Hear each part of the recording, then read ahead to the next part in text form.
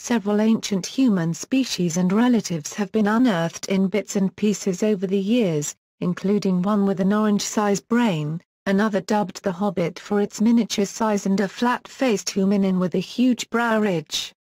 Although these finds have opened more windows into the evolutionary landscape in which today's humans arose, some researchers are not convinced such discoveries belong alongside Homo sapiens. The argument over whether groups of organisms should be lumped into a few species or split into many species is common in the study of fossils. The controversy arises because the fossil record is very patchy, making it difficult to say whether differences among fossils are natural variations within a species or distinctions that set one species apart from another.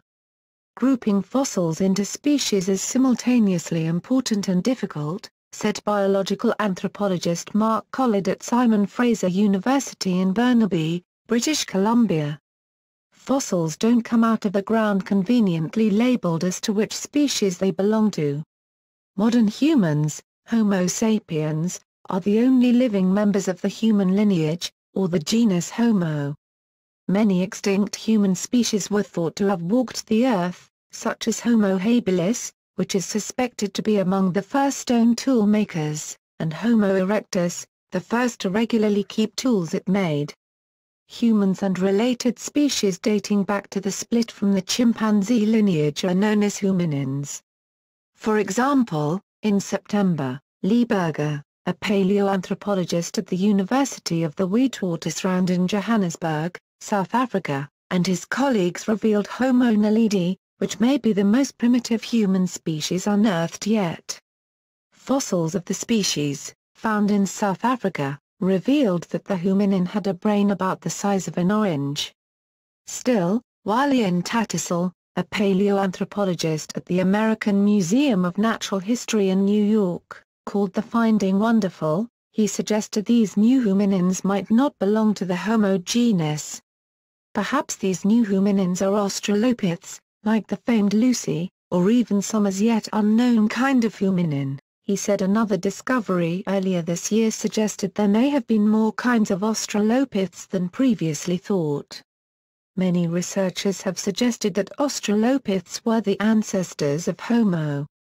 In May, Ioannis Haile Selassie, curator and head of physical anthropology at the Cleveland Museum of Natural History, and his colleagues revealed Australopithecus diarrhea, which lived in Ethiopia 3.3 million to 3.5 million years ago.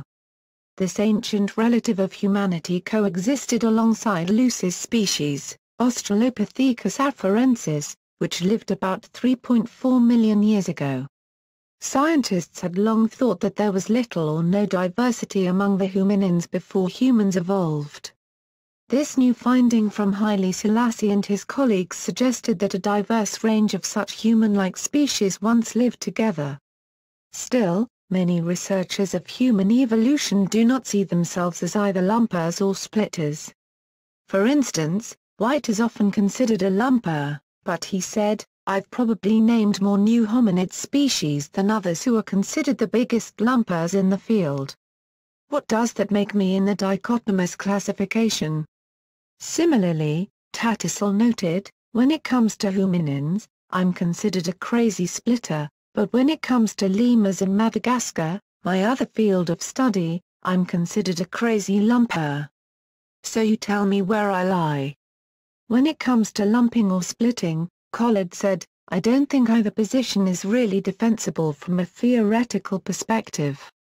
It's a divide we need to get past as a field, in my view."